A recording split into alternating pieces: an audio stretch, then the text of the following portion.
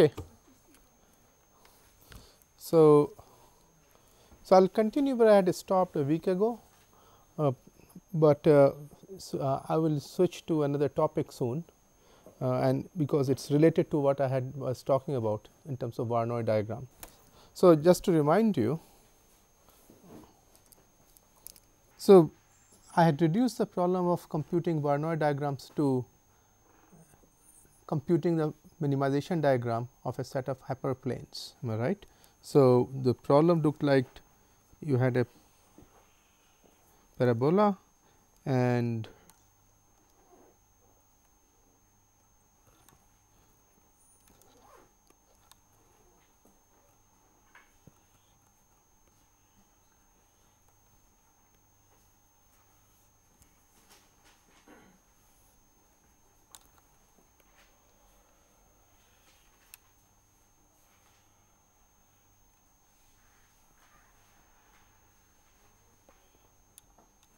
so these are the planes, and if I look at the lower envelope,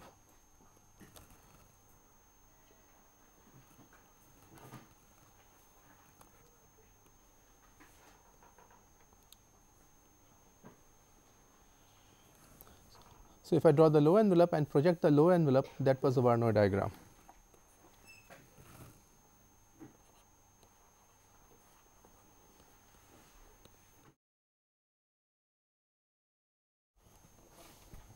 If you remember the definition of Voronoi diagram or the lower envelope, this was a set of points, it was a pointwise minimum, am I right? But now what I do, suppose I play the following game, that instead of remaining the lowest, I remain above one line, and let us try to trace the path. So let us do the following.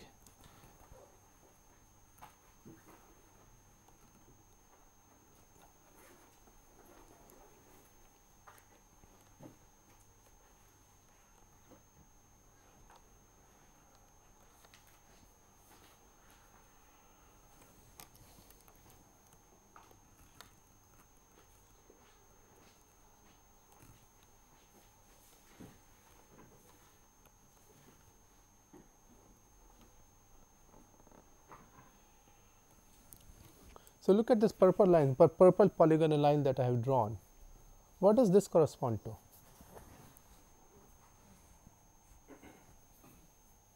So, if I project this purple line on the plane, so other way of thinking about, if I take a point here, let us call it x,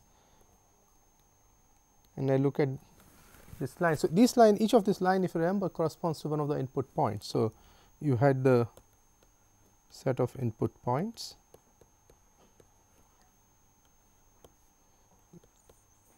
where I have drawn in one dimensions, and then from this from this point I had come with the cones, and I did this transformation, I get the lines or planes in 3D. Then, so each of these planes corresponds to a point. Minimization diagram, the Voronoi diagram corresponds to the lower envelope. If I look at the one line above, does anyone have sense what this corresponds to? Pardon? So, okay, so suppose what does this correspond to? Like suppose if I look at this point, the lower envelope, what does this this was a Voronoi diagram. So, what does the Voronoi diagram correspond to? Nearest neighbor. Now, if I go, yes. So, this is the second nearest neighbor. So, if you look at this, what this gives you, if you project this purple line, what it gives you is what is the second nearest neighbor for every point. And if you want to, you can continue doing this way. So, if you similarly, if you do the third line,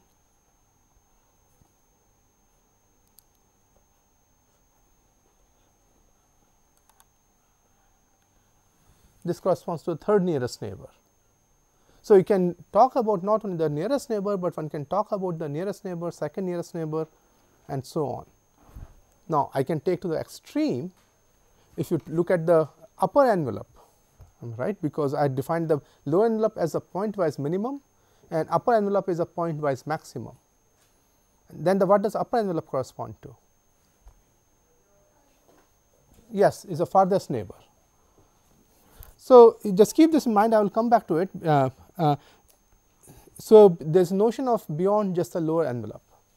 So, this is just keep this in mind, because I am going to put all this thing together in a unified framework which I will call arrangements, and that's what I am leading to. Sir, one question. Yeah, go ahead. The structure of the second neighbor, the diagram, will that also be a polygonal region like the Voronoi diagram? Yeah, it will be a polygonal region. It will still be a polygonal region, but it will be much more complex, and I will come to it later.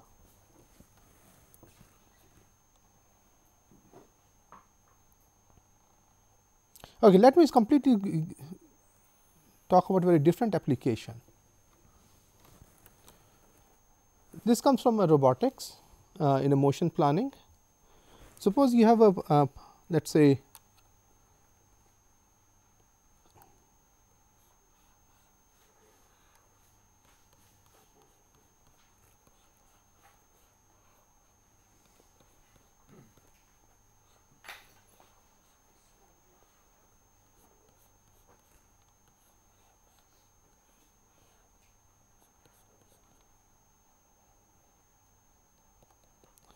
there are some, these are some obstacles in some polygonal environment, and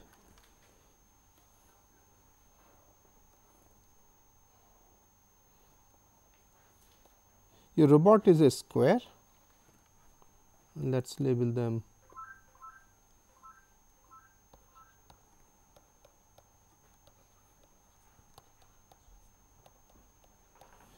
so the goal is the following.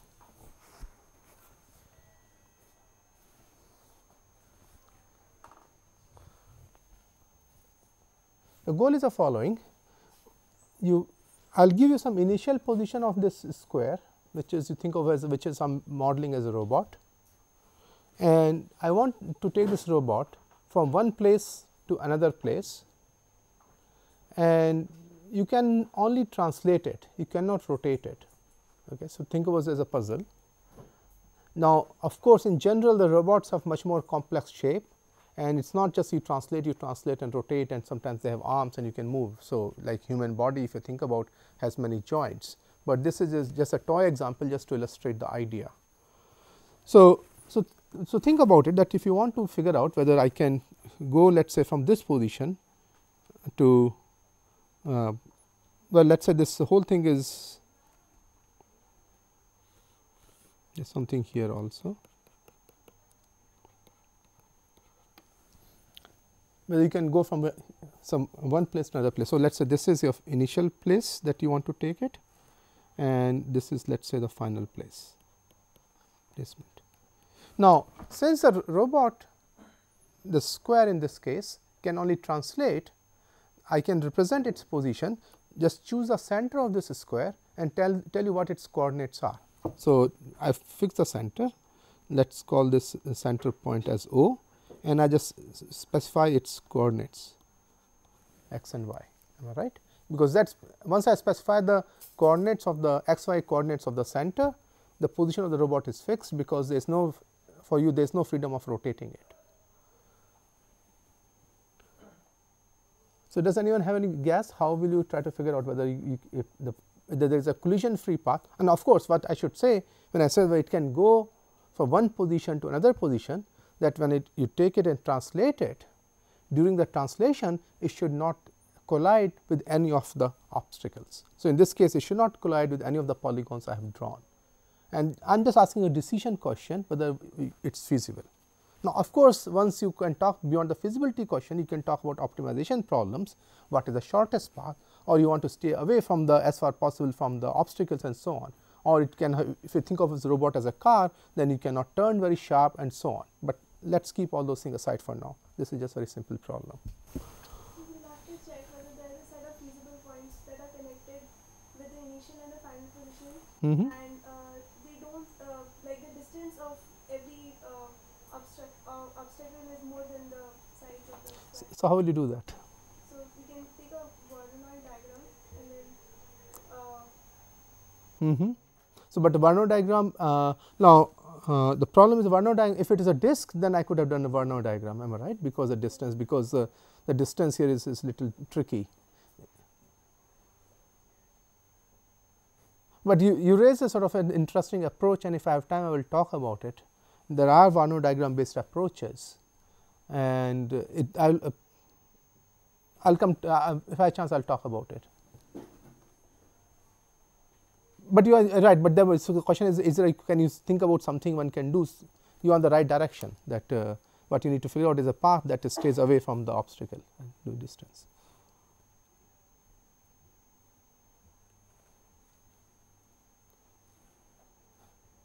Anyone else wants to make a guess? So, I want to introduce a very general sort of technique that lies at the heart of all the motion planning problems in robotics. And this notion is what is called the configuration space or C obstacle. And here is the trick that is used. What I am going to do is, I am going to expand the obstacles and shrink the robot to a point. So, I will not formally define it today in general, but here is what you do. You think about the following, that you take think of taking this square that we have. So, I think it will be easier for me if I do it here for one.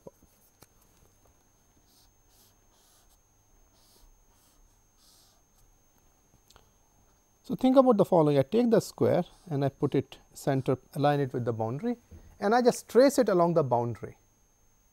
Okay. So, you think about it, I just take this square and I drag it along the boundary. When I drag it along the boundary, what will happen? It will sweep some region and you will get some larger polygon. So, let us do that.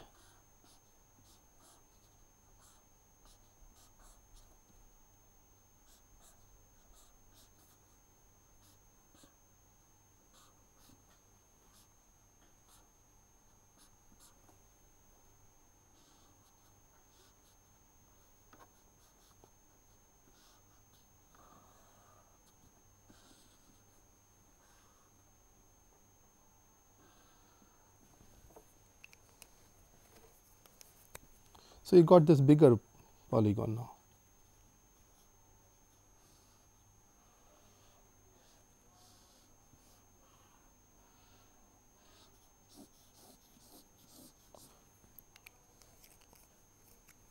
So, let us say this was polygon Pi and this is called Pi plus B, bigger.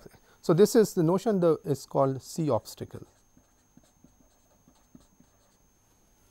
Now, originally the polygons were not intersecting, but let me do it for every polygon.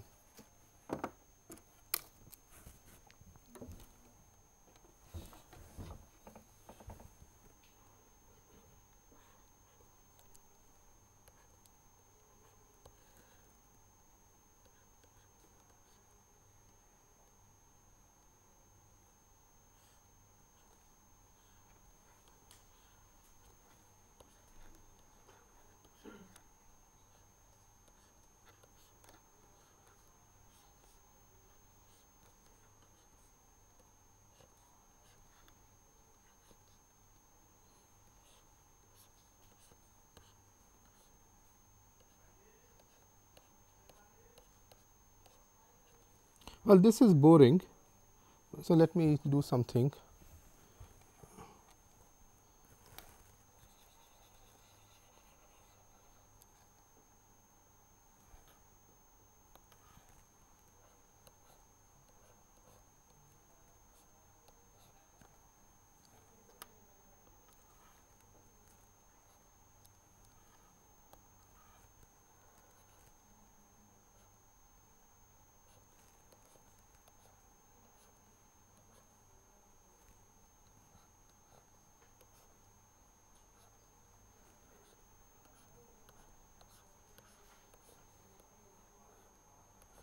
Now, what you notice is that although originally polygons are not intersecting, once you expanded them, they start intersecting. Okay. Now, after I expanded this one, then what I can think about, we can shrink this robot to a point. So, you can think about this.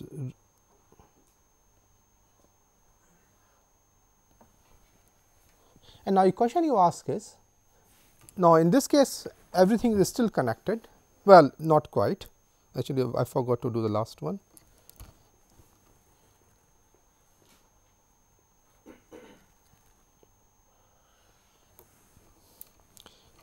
So, for example, if I want to go from here to here,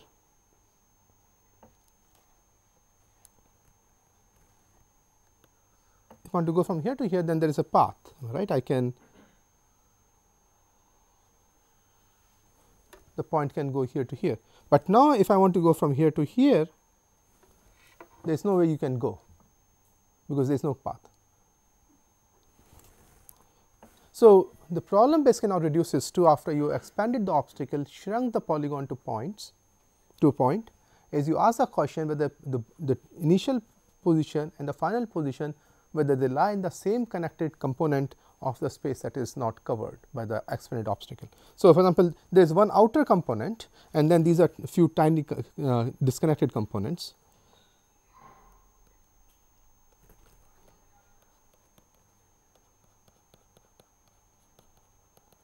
These are two kind.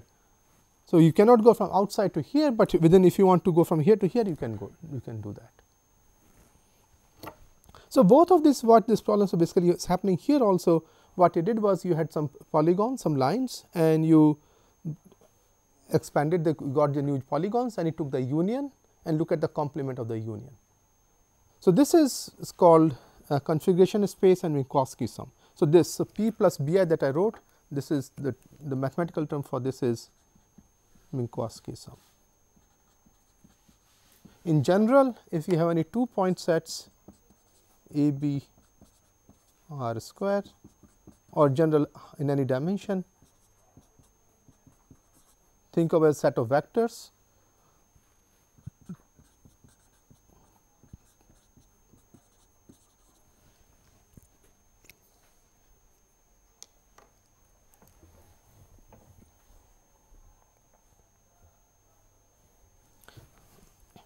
In both of these problems, whether it was a Voronoi diagram or the motion planning application I talked about, there is a common theme. The theme is that you have a set of lines or set of polygons. When you draw them in the plane, they partition the plane into some regions. In this case, some of the regions are interesting regions like the lower envelope or K envelope, or in this case, some of the regions are interesting, some regions are forbidden. So, this has led to a lot of work on understanding the decomposition induced by a set of geometric objects. And I will start with the most simple geometric shapes, set of lines. But before I do that, I want to also give you one more problem to sort of to think about that. I also come back to it to show how all these techniques help you to solve. So, let me ask the following question.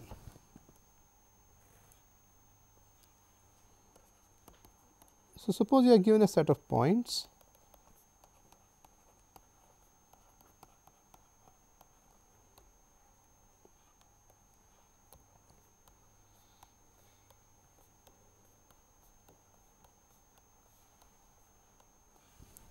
now. If you take any triple of them, if you take any Pi, Pj, Pk, let us say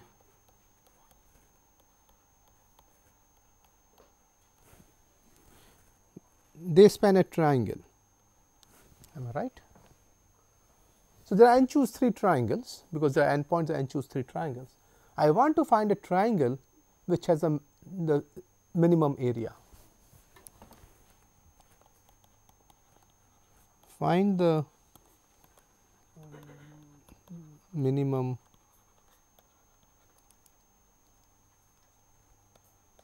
area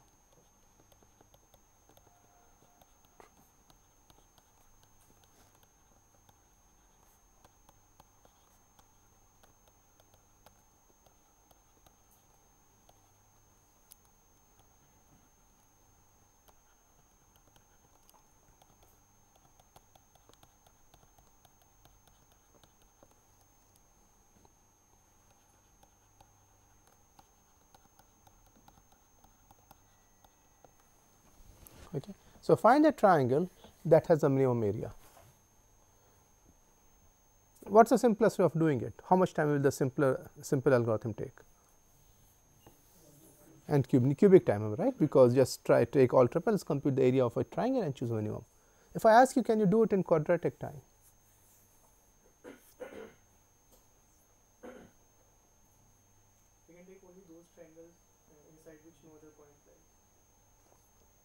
Okay, that's a good observation. And how will you do that? How will you find such triangles? Pardon?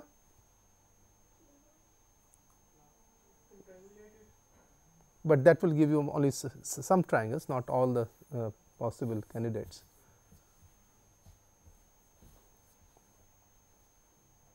After triangulation, we can take the smallest triangle and see if it is there are other end points inside. No, if you take a triangulation, then by definition there will not be any point. But how will you guarantee that the triangulation you constructed contains a minimum area triangle? The closer the points are to themselves. Right? That's right, but not necessarily, am I right? Because That will limit the number of. but not necessarily the closest one, because you can take the, for example, you can have an example that so that's what makes it hard, this problem. First, we take the convex hull, then do the triangulation, and then take the smallest triangle. Yeah, but how do you guarantee that has a minimum area triangle? So the difficulty comes is because you may have 2 points very far from each other, but now suppose if the third point still also lies on the precisely the line, its area is 0. Right. So it's not just taking the points close by. That's what makes hard. That's why Delaunay triangulation is not good enough, because actually Delaunay triangulation will make sure that such a triangle will not be in Delaunay triangulation, because it avoids having such triangles doing it. So one observation that he mentioned, that no point should lie inside, that sort of is good, but there are still many triangles one has to look at. So somehow one has to prune the search that you are doing it. So I will show you again how this will be helpful and exploiting the observation that he mentioned. Okay, so now let me sort of, with these examples, now let me sort of start formally defining what an arrangement is and how we construct them, and then if I have time I will say how you solve these problems using arrangements, otherwise continue next time. Any questions?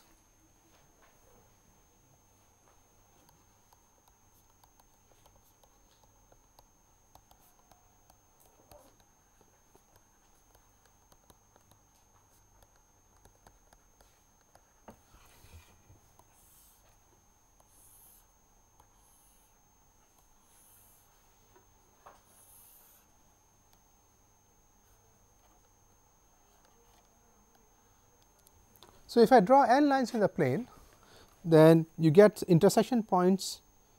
Now these lines, when you draw them, they form a planar subdivision whose vertices are the intersection points.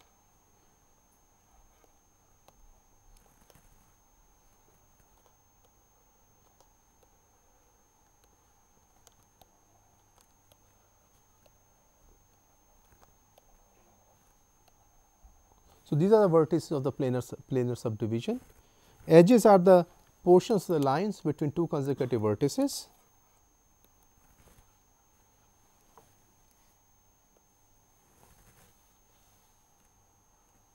So, for example, this is an edge,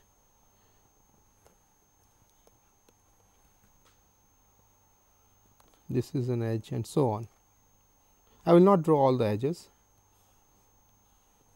And then there is a portion of the plane that does not lie inside any line connected component, that is called a face. So, if I look at this is a face.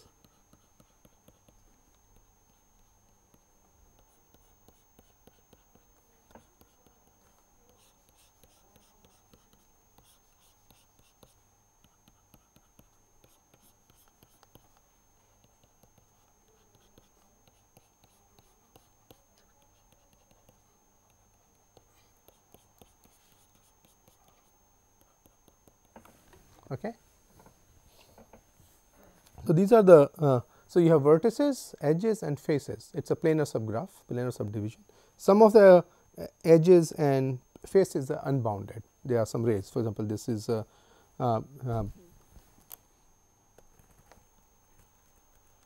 unbounded edge, and similarly bottom and top, these are unbounded faces. How many vertices are there?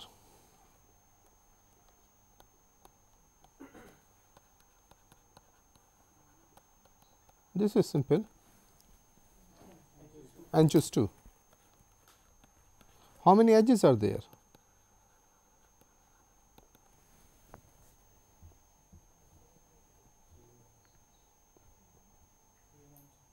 Pardon?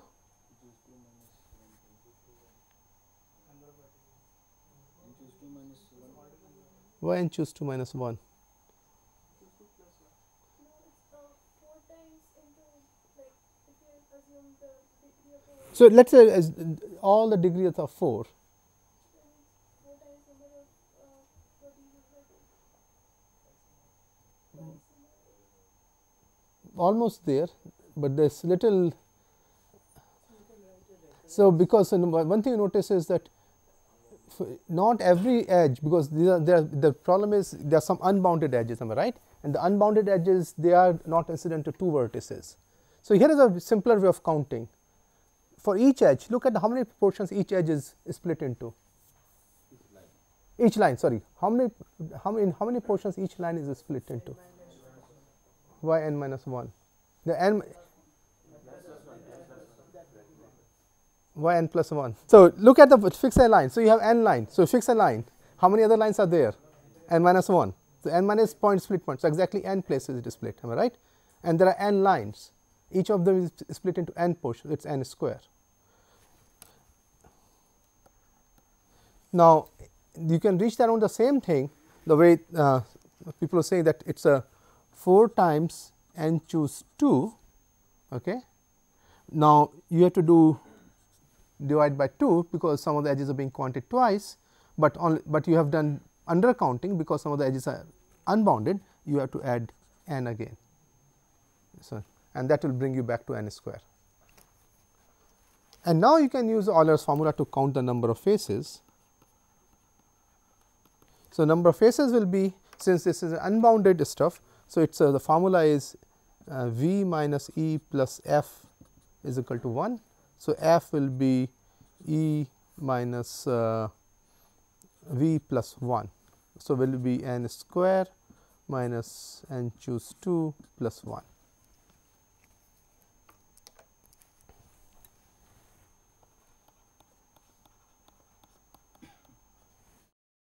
Okay. Now,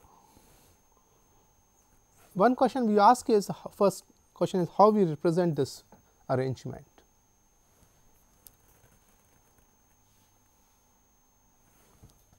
Okay. Have you heard the data structure called DCEL, doubly connected edge list? So, that is one way of doing it.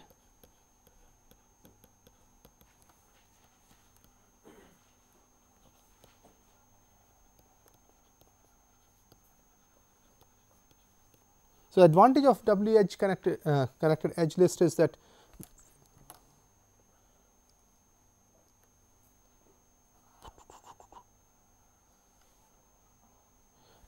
you can traverse any face, or you can go around any vertex, circle on the vertex as easily as you want. So, you can traverse the arrangement very easily. Now, there is another representation that is used quite often in such cases and some other presentation, what is called a lattice structure.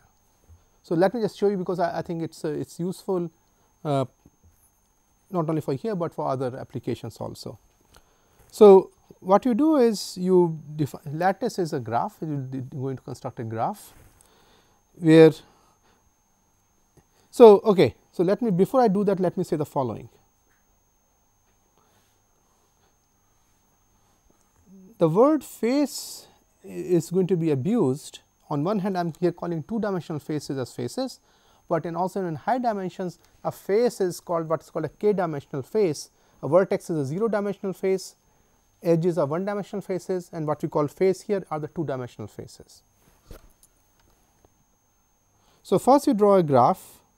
So, let us see where you have a, let us say, called 0, this is dimension 1, 2.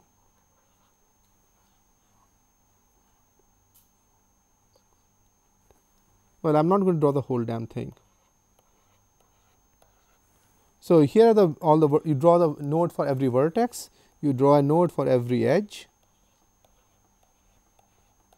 and then you draw a node for every face, 2-dimensional face, and 0, 1, 2 are talks about what dimension. So, if you, and then there is something In order to have a least common ancestor vertex and also the highest vertex, you add 2 more vertices, and they are called -1 here, and here this will be called 3, which will be d plus 1 dimensional generally. So, this you add to everything. You say every vertex is incident to, this is just for technical reasons. Okay.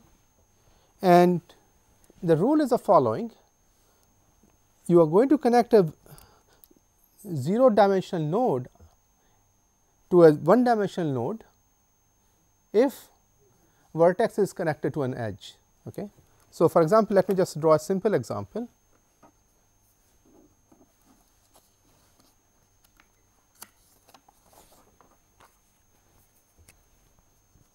I think let us just draw for this stuff. 1, 2, 3, A, B, C.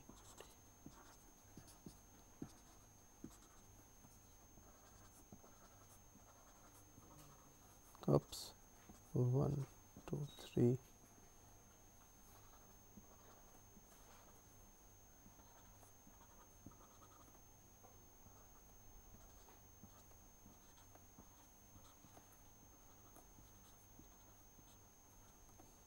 So, 1 is connected to, wait, I missed some of them, am I right? Is I, J,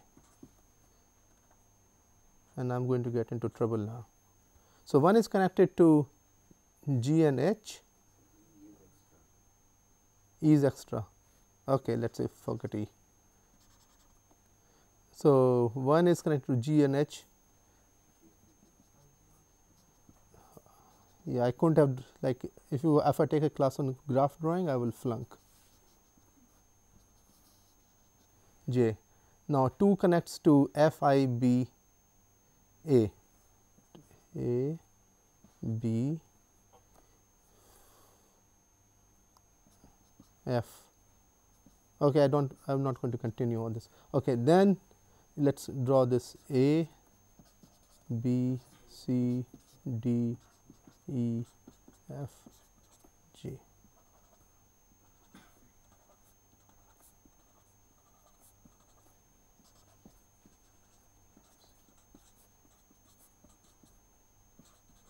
So, edges A, B and C are connected to A, B is connected to A and F, C is connected to F, I, G, and so on. So, that is how the graph is connected, and then you have the one thing on the, and everything is connected to the top. So, this is called a lattice structure, and this way this shows you what is incident to what, and that will also become useful later, you will see. So, I will not be very particular that which representation I use, it depends on the application, and the algorithm would be that we should be able to generate whichever representation you need. So, the question is, if I give you a set of n lines, and what does that mean? So, each Li is given as, let us say, an equation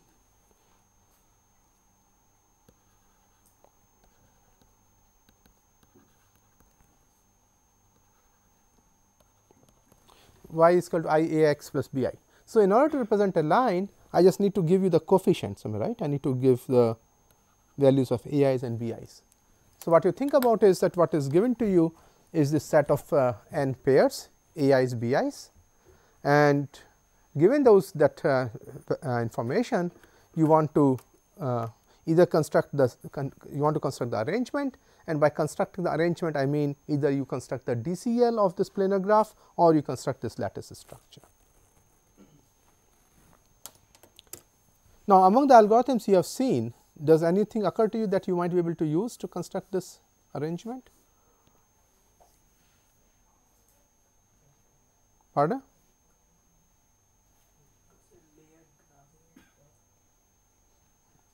No, in this class. So, because so how will you construct this quickly?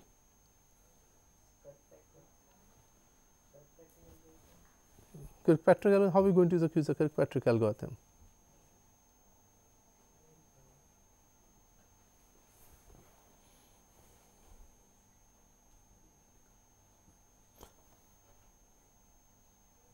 So, you learned how to compute the intersection points of segments, am I right? So, how do you compute the intersection, because segments are here are full lines. So, how do you compute the intersection points of segments? Line sweep. And how much time does the line sweep take? N log n plus n plus I log n, am I right? So, what is I here? N square. So, how much time will it take? N square log n. So, computing by using a sweep line algorithm, you can do it n square log n, and there you are just computing the intersection points, but by doing additional work you can also compute the lattice structure, or do, because every time you reach a vertex you can update the structure, you can construct the DCL, and I will not go through that detail. So, the question is that okay, we know that we can compute the. So, oh, I should say the one, let me also use this notation. I will use AL to denote the arrangement. Let me write it.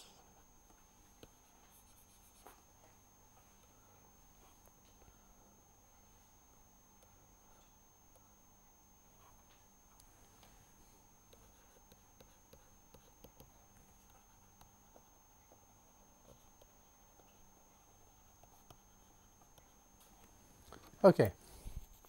So, what we know is you can compute it in time n square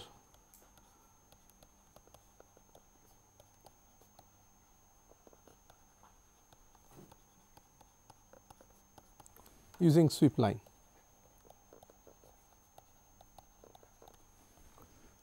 Now, the question is, can you do better?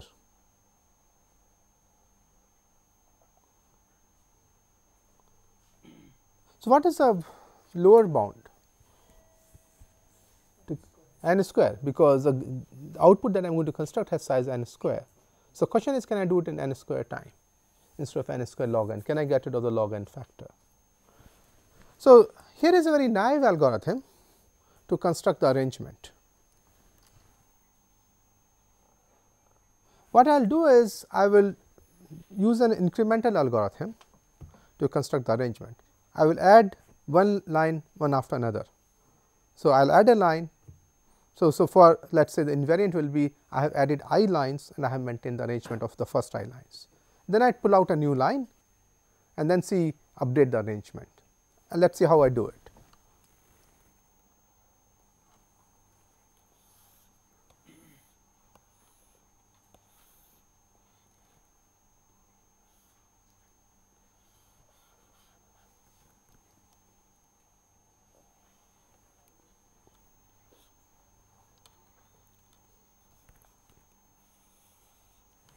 Okay. So, suppose this I have done so far, I need to draw a new line.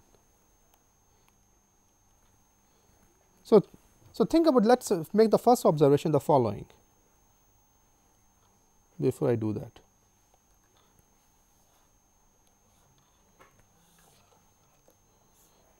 So, if you look at the beyond to the left of let us say x is equal to minus infinity, or basically minus infinity is hard to imagine, but just think about the to the left of any intersection point. Okay. So, if I draw a vertical line here, which is nothing to do with the input line, and I look at the lines, the order in which they intersect. So, in what order they appear?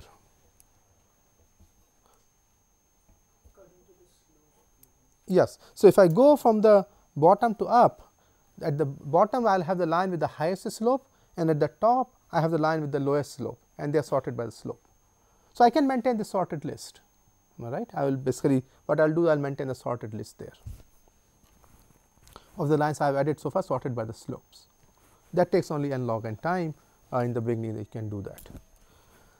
Now, when I add a new line, then I know where exactly it starts, because I know it is a slope, I know because I have sorted by the slope, where I know its position.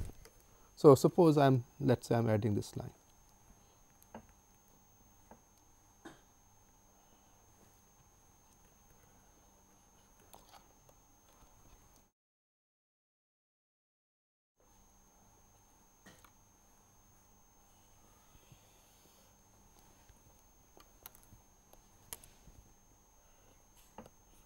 Okay. So, what I will do is I will trace this line, think about conceptually you are tracing it line, it is from left to right, and I will update the graph as I go on. Now, what happens, I know where it starts. So, I know that it starts here. So, I know the face that it contains in which it lies. Okay. Now, when I add this line, what happens? This face gets split into two. Now, what I will do is I will start from, let us say, I know, let us say the line that lies above it, or this red line, and I will start following this edge.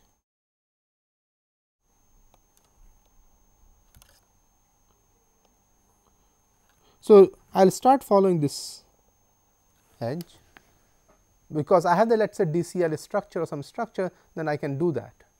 Okay. So, first I check this edge and I check whether the red line intersects this edge. If it does, then it is going to create a new intersection point there and is going to move out to the next face. But so when I check it, I find it does not intersect. So, I reach this intersection point, I check the next line now, edge, whether it intersects. It does indeed intersect. I generate this new intersection point, create a new vertex. This edge gets split into two edges now. So, I split this two edge, and also I will split this face now, and I know that because this is a new edge. So, now what happens is this face now I split into two.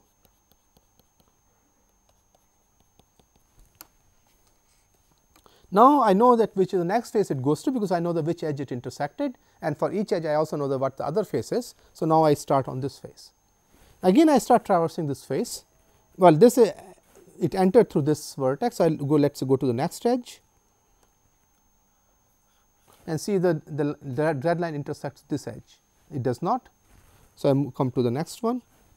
It does indeed intersect here. I create again, do the same thing, create a new vertex, split that edge, split this face into two, then again I go to next face and so on. Then it comes here, again I start traversing this face,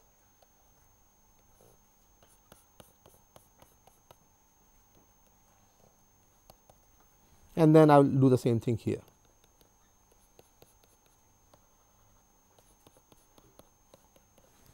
So, question is, how much time did I spend on traversing this line?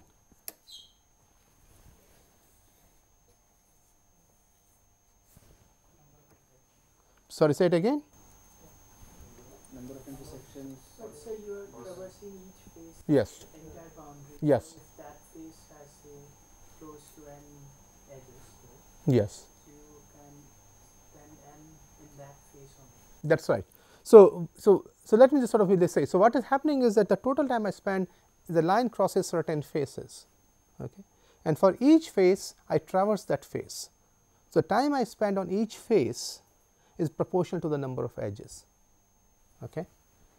So, let us say these were the faces F1, F2, F3, F4, F5, F6. These are faces it intersected, and let us say N1 was the Ni was the number of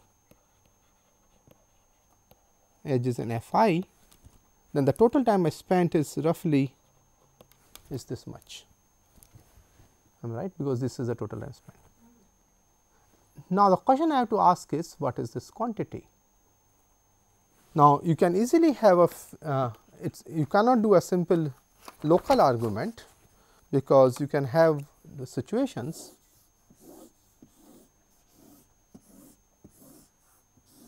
where a face can be pretty large, it may have all n edges, and a line will intersect n faces. So, if I do a naive analysis, say okay, I intersect n faces, each face has on n edges, so total time spent is n square.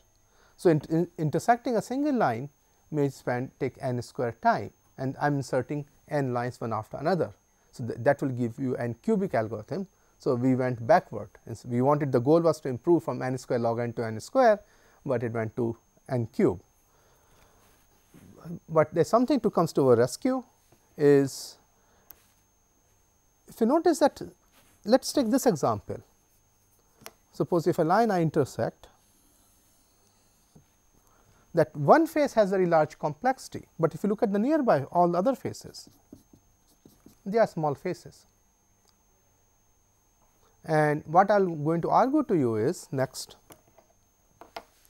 that when you do a global counting argument and look at all the faces that the line intersects, even though a single face may have linear n complexity, but the total number of edges in all the faces that line intersects, that also is only order of n. Okay. So, let me start that and prove that for you. So, for that I need to define some terms.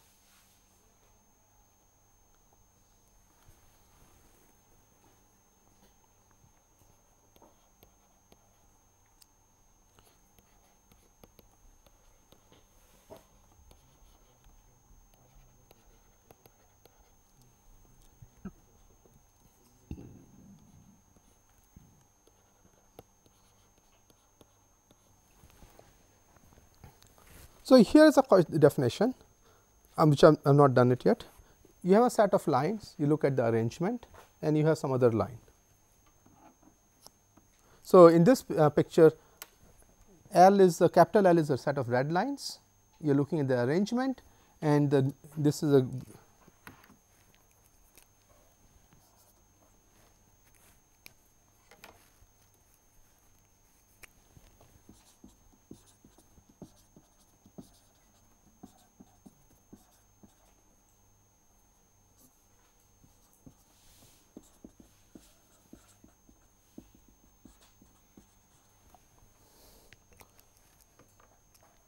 So, zone is a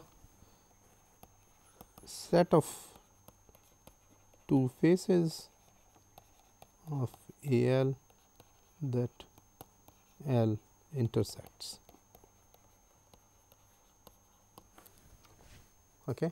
So, this is a set. So, the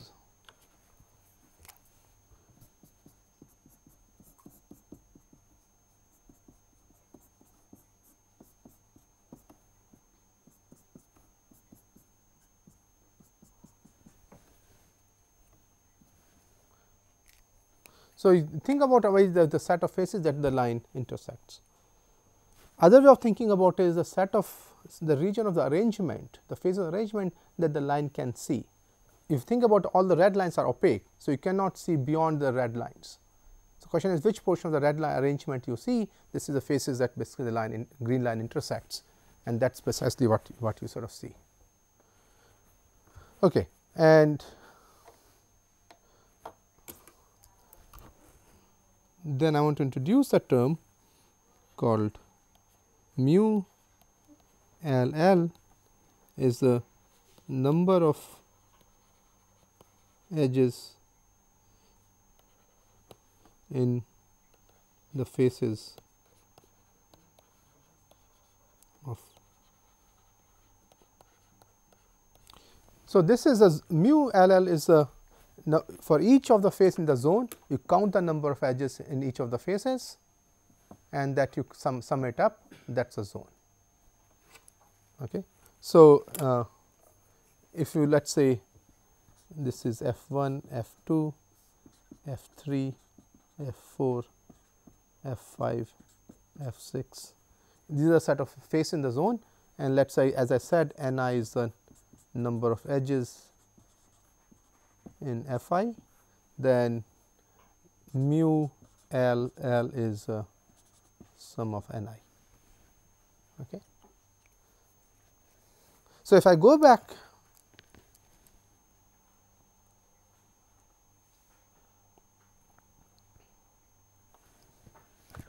when we talked about what is the running time of the algorithm, the running time of time spent in adding a line is nothing but this quantity mu l, because this is the number of edges in the faces that the line intersects, so on.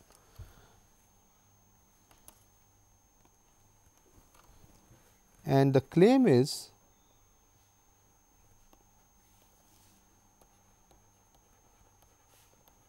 which is actually called zone theorem.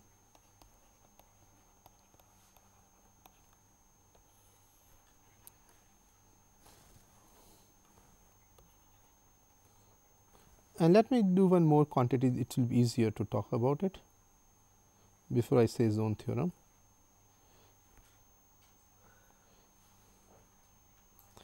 Let me write it here.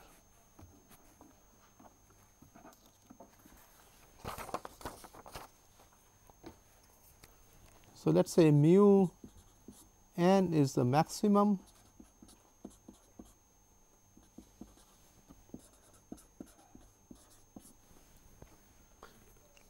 So, what it sort of says is that what the maximum size of a zone can be, and mu this is called mu LL is called the this is called the zone complexity. What is the complexity of a zone in the worst case?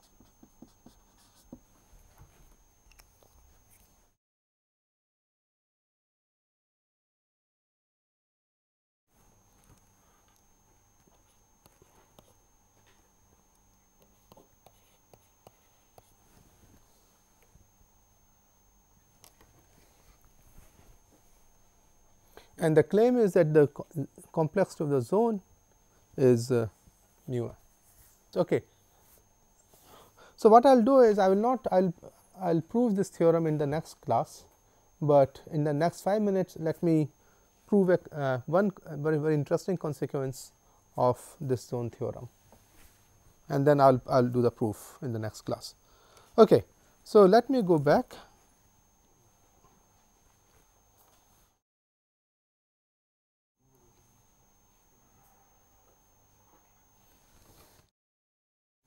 So, what we argued is that the total number of edges in the arrangement is quadratic n square. Okay. So, for each face, if you sum up the number of faces, number of edges, and sum it over all the faces, the quantity is quadratic. So, let me write it.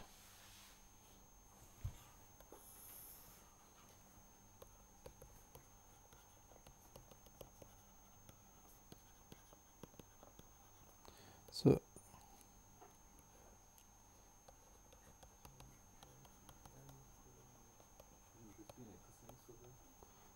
we will give a different exercise.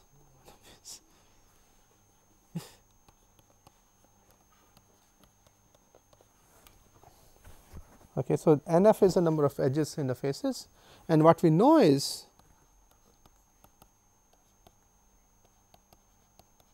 if you sum this quantity over all faces, it is O n square, because if you notice in the arrangement, basically what is happening is that you are counting each edge only twice, right, because each edge belongs to two faces and the number of edges n square. So, when you sum the number of edges in each face, the quantity is n square. Now, we also know that the complexity of a single face can be n square, okay, sorry n, the complexity of it. Now, what is amazing is the following.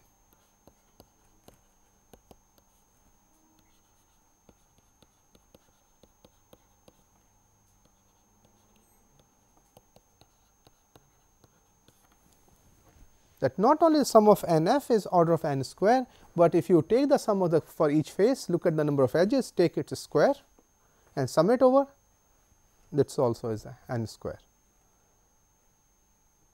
And to appreciate that why this is surprising is the following.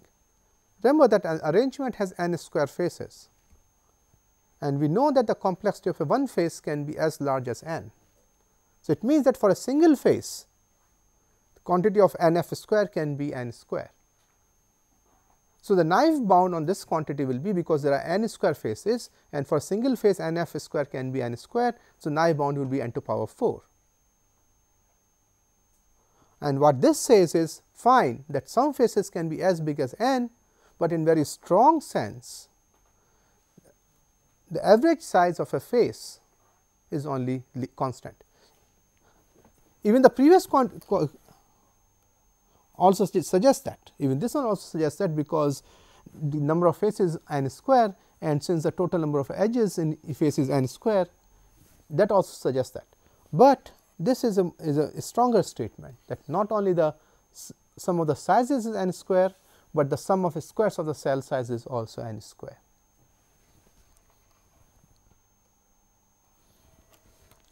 Now, in order to appreciate, to let me sort of give you a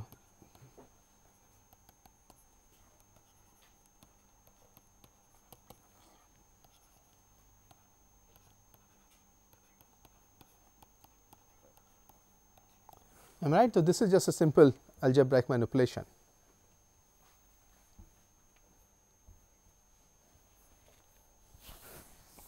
Now,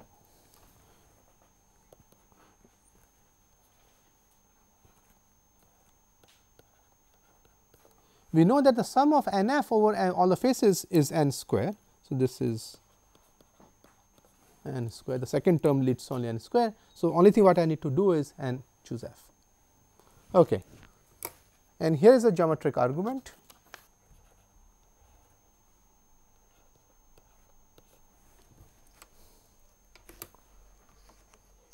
Let me give you a geometric interpretation of this, the first term in the last quality.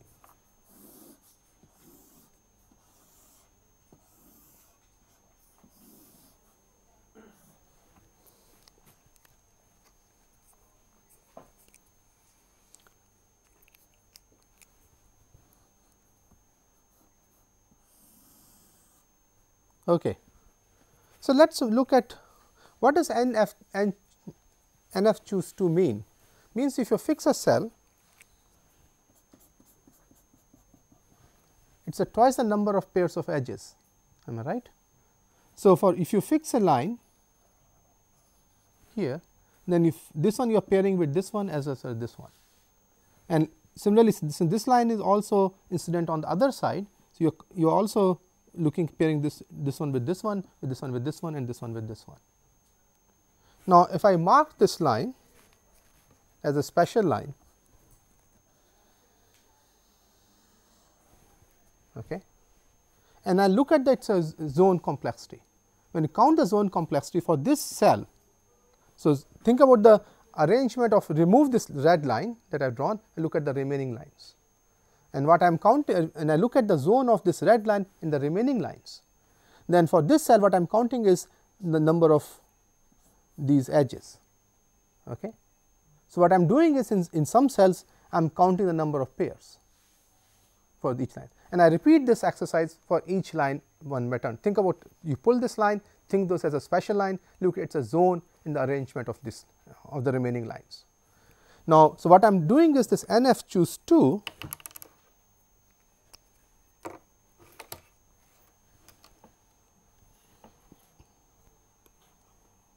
So,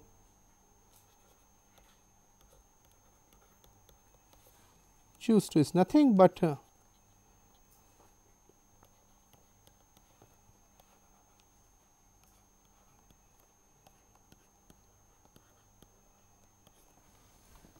is this quantity. It is a zone of all the for each line you look at a zone in the remaining lines, and that you do it. And this you know is where the zone theorem is order of n. So, this gives you n square, and this twice is a one thing I swept through it